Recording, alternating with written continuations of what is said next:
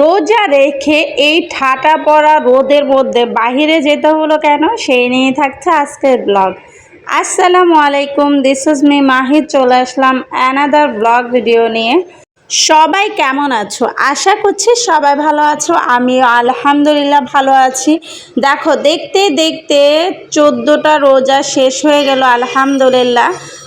আমার কিন্তু প্রত্যেকটা রোজায় রাখা হয়েছে। তোমরা কে কে রোজা রেখেছো আজকে অবশ্যই কমেন্টে জানাবা।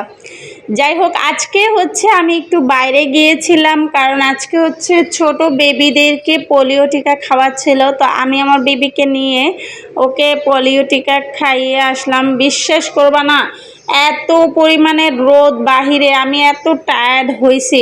তার উপরও হচ্ছে যেখানে পোলিও খাওয়াতে গিয়েছিলাম ওই জায়গাটায় প্রচুর ভিড় ছিল, অনেক মানুষ ছিল। মানে ওরা একদম শূন্য, মানে জিরো বাচ্চাদের থেকে 5 বছরের বাচ্চা পর্যন্ত ওরা পোলিও টিকা খাওয়াচ্ছিল। তাই সবাই ওখানে অনেক ভিড় ছিল। আমি তোমাদেরকে তো দেখাইলাম একটুখানি ভিডিওতে। অনেক অনেক বেশি ভিড় ছিল আর এত বাচ্চাদের চেঁচামেচি ছিল। তারপরে আলহামদুলিল্লাহ আমি তাড়াতাড়ি টিকা মানে পোলিও খাইয়ে চলে এসেছি। আর বাসায় এসেই বেবি একটু কান্নাকাটি করছিল, তো আমি গোসল টোসল সেরে নামাজ বেবিকে গোসল করিয়ে তারপরে ওর জন্য খাবার নিয়ে বসে পড়েছি। ভাই, বাচ্চারা এত মর্জি করে কেন বলো তো? মানে ওকে খাওয়াইতে বসলে আমি এত হয়রান হয়ে যাই, খাওয়া দাওয়ার কোনো নামই নাই, খেতেই চায় না। আচ্ছা, কেউ কোনো পরামর্শ দিতে পারো মানে বাচ্চাদেরকে কি করলে ওদের খাওয়ার প্রতি আকর্ষণ বাড়বে?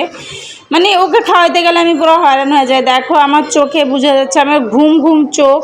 এত পটাইতেছি, এতবার বলতেছি খাও খাও, কে খাবে কী খাবে, ভালো লাগতেছে না। ভেবেছিলাম কি একটু 3টার দিকে ঘুমাবো, ঘুমিয়ে 4টা বাজে উঠে যাব।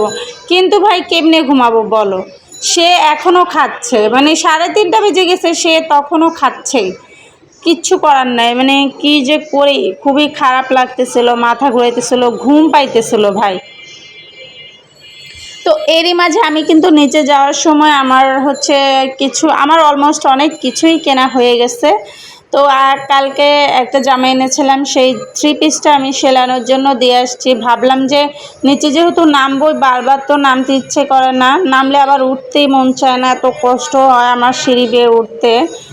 তো তারপরে ভাবলাম যে জামাটা নিয়ে যাই, তাই জামাটাও নিয়ে নিয়েছিলাম। তাকে পোলিও খাইয়ে আমি হচ্ছে জামাটা সেলাতে দিয়ে আসলাম। ওই আপুর বাসা, আমি একজন আপুর বাসা বানাই, উনি অনেক সুন্দর জামা বানায়, তাই ওনার কাছে গিয়েছিলাম। ওইখানে গিয়ে মনে করো আমার আরও টাইম নষ্ট হয়ে গেছে। মানে ওইখানে গিয়েছি, ওইখানেও আমার 1 ঘন্টা পর্যন্ত বসে থাকতে হচ্ছে। গল্প করতে নিলে না ভাই আর উঠে আসতে মন চায় না। সবার সাথে গল্প করতেছিলাম, তারপর আর কি চলে আসলাম। আজান হয়ে গেছে, নামাজ পড়তে হবে, তাই চলে এসে গোসল টোসল করে নিয়েছি।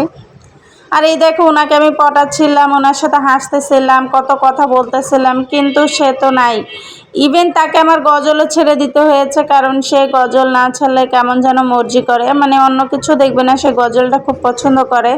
তাই রেগুলার না দিলেও মাঝে মধ্যে আমি তাকে হচ্ছে একটু গজলটা ছেড়ে দিই। রেগুলার মোবাইলের অভ্যাস করানো ঠিক না বাচ্চাদের। আর এই দেখো, তোমাদের পুচু সোনাটাকে আমি হচ্ছে পানি দিয়ে ভাত গিলাচ্ছি, মানে ও ভাতই খাচ্ছে না, খাচ্ছেই না। আমি তাই পানি একটু একটু করে পানি দিচ্ছি, 1 লোকমা করে ভাত দিচ্ছি, এভাবেই খাওয়াচ্ছি। কি আর করবো বলো? মা হওয়া অনেক কষ্টকর ভাই, বললেই মা হওয়া যায় না। যাই হোক, তোমরা কে কে এইভাবে বাচ্চাকে পটিয়ে পটিয়ে খাওয়া কমেন্টে জানাবা। সবাই ভালো থাকবা। আল্লাহ হাফিজ, আসসালামু আলাইকুম।